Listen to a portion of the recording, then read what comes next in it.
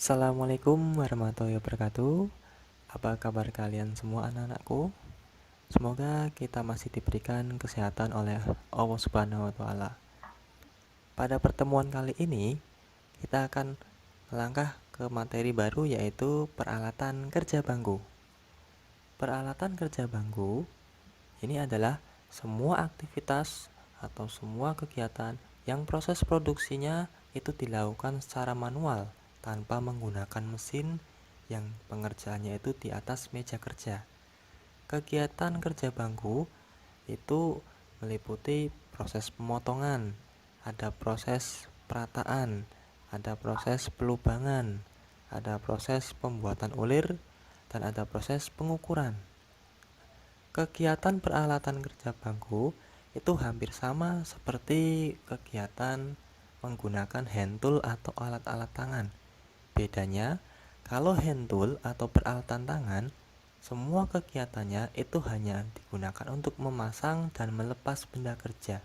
Sedangkan peralatan kerja bangku itu bisa mengurangi volume benda kerja atau merubah volume benda kerja tanpa menguranginya. Nah, apa saja peralatan yang termasuk kerja bangku? Yang pertama, itu ada yang namanya gergaji besi atau hacksaw. Gergaji besi itu digunakan untuk memotong logam campuran atau alloy dan baja dengan kadar karbon yang rendah. Namanya saja gergaji besi. Jadi gergaji ini digunakan untuk memotong besi, bukan digunakan untuk memotong kayu, kaca, keramik, dan lain sebagainya. Di rumah kalian atau mungkin kalian pernah mengamati, gergaji kayu dan gergaji besi itu bentuknya berbeda.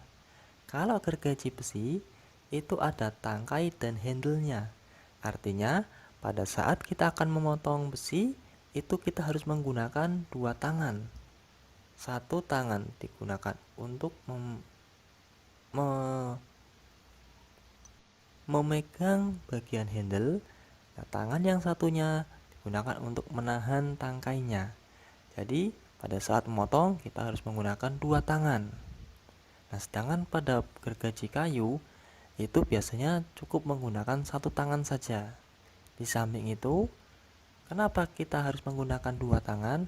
Karena logam itu cenderung lebih berat, atau cenderung lebih susah dibanding dengan kayu yang cenderung relatif mudah pada saat dipotong. Jadi harus menggunakan dua tangan. Lalu berikutnya ada yang namanya penitik atau center punch. Center punch ini digunakan untuk memberi suatu titik tanda pada besi sebelum besi itu akan dibor. Ya, nah, mesin bor kalau misalkan mau melubangi atau mengebor benda kerja, tetapi tidak diberi penitik, khawatirnya atau kesalahan yang terjadi nanti hasilnya akan miring. Untuk menghindari hal tersebut, maka diberi suatu penitik. Nah, penggunaan atau cara menggunakan penitik yaitu dipukul menggunakan palu, sehingga bisa kategorikan penggunaan ini dipukul sampai membentuk tanda sehingga mata bornya itu bisa pas dengan tanda tersebut. Lalu ada alat yang hampir sama dengan penitik yaitu penggores. Bedanya kalau penitik itu penggunaannya dipukul menggunakan palu untuk memberi suatu titik tanda. Sedangkan untuk penggores ini alat ini digunakan untuk menggores benda yang akan dipotong. Misalnya kita akan memotong besi atau kayu, kita bisa memberikan suatu goresan di bagian tersebut. Nah, untuk penggores ini alternatif jika kita tidak atau jika kita akan memotong besi yang tandanya yang kita gunakan menggunakan pensil atau tinta itu tidak terlihat. Nah, salah satu atau penggunaan yang paling tepat itu memberi tandanya menggunakan suatu goresan, menggunakan penggores. Nah, selanjutnya kalau penitik tadi dipukul menggunakan palu, sedangkan penggores itu tidak, hanya digoreskan saja. Jadi bisa dibayangkan kalau ujungnya itu sangat tajam, seperti jarum. Berikutnya ada yang namanya penggaris siku atau steel square.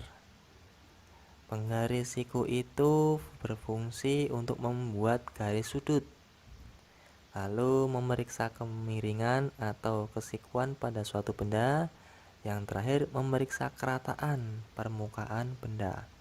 Kita tahu benda tersebut siku atau tidak, lalu rata atau tidak, kita bisa menggunakan penggaris itu atau steel square. Nah, lalu ada lagi peralatan kerja bangku selanjutnya, ada yang namanya ragum atau vise. Ragum itu berfungsi mencepit benda kerja. Kita akan memotong besi, kita akan mengikir, kita akan mengebor. Maka dudukannya atau tempatnya untuk mencepit benda kerja adalah ragum.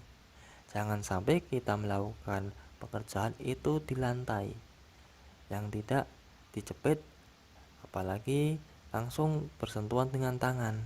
Itu tidak disarankan.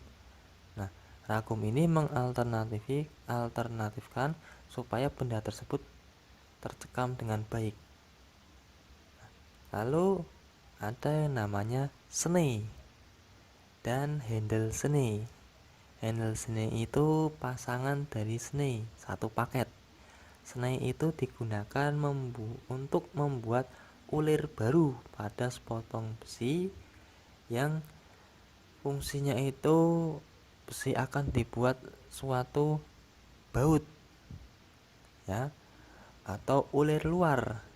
Nah, fungsi lainnya itu membuat ulir jika ulirnya itu sudah rusak, ulir baru. Kalian punya baut yang alur atau ulirnya itu memang sudah rusak, itu bisa diperbaiki dengan sney. Nah, handle sney itu dudukannya itu digunakan untuk menahan sney dengan kuat agar mekanik atau operatornya itu dapat membuat ulir. Nah, pada saat membuat ulir ada mekanismenya, dimana kalau kita mau membuat ulir yang arahnya positif, maka kita harus memutar searah jarum jam. Sebaliknya, jika kita membuat ulir berlawanan atau sifatnya negatif, maka lawannya kita harus merubah arah putarannya berlawanan arah jarum jam. Jadi, senai itu digunakan untuk membuat ulir pada baut. Lalu, apa pasangan baut? Yaitu mur. Nah, mur sendiri untuk membuat ulir dalam pada mur, alatnya namanya adalah tap. Tap ini digunakan untuk membuat ulir dalam baru pada besi atau mur dan memperbaiki ulir yang sudah rusak. Sama seperti snai, tap juga ada handle-nya yang digunakan untuk menahan tap dengan kuat agar mekanik dapat membuat ulir. Selanjutnya yaitu sikat baja. Sikat baja ini digunakan untuk membersihkan, tetapi bukan membersihkan plak pada gigi, tapi untuk membersihkan karbon, kotoran, lalu karat, bahan bekas gasket, lalu ada lagi logam-logam bekas penggergajian atau bekas kegiatan yang lain. Tujuannya supaya bekas kotoran tadi itu tidak menimbulkan karat ya. Jadi kalian misalkan setelah melakukan pengikiran atau penggergajian, alangkah baiknya itu harus disikat supaya benda atau besi yang kalian sudah dilakukan kerja bangku itu tidak mengalami pengkaratan. Selanjutnya ada yang namanya kikir. Kikir itu bukan sifat tercela dalam pelajaran agama ya, tetapi kikir di sini berfungsi untuk mengurangi ukuran benda kerja. Bentuknya kikir itu sebenarnya ada banyak. Ada yang bentuknya pipih, kotak, lalu ada yang setengah lingkaran dan ada yang lingkaran. Karena bentuknya berbeda, fungsinya pun juga berbeda. Saya ambil contoh yang bentuknya itu pipih atau yang kikir rata dua sisi. Fungsinya mengurangi atau meratakan benda kerja pada permukaan pipih. Sedangkan ada lagi yang bentuknya bulat. Nah, untuk kikir yang bulat itu digunakan untuk mengurangi atau memperbesar lubang atau permukaan bor yang cekung.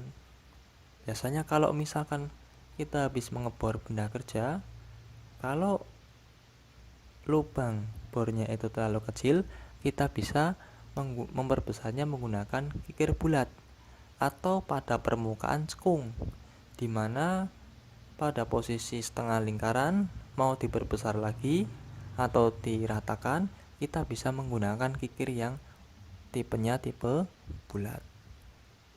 Nah, sekian untuk materi hari ini. Harapannya kalian bisa memahami apa itu hand tool, apa itu peralatan kerja bangku. Lalu apa kesimpulannya?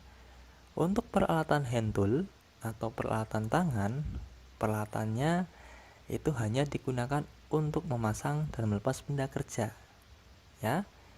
Sedangkan untuk peralatan kerja bangku, aktivitas atau peralatan yang akan digunakan itu condongnya untuk mengurangi benda kerja, mengurangi volumenya atau merubah volumenya, seperti memotong menggunakan gergaji besi, lalu mengikir, lalu ada lagi membuat ulir dengan tap atau snake.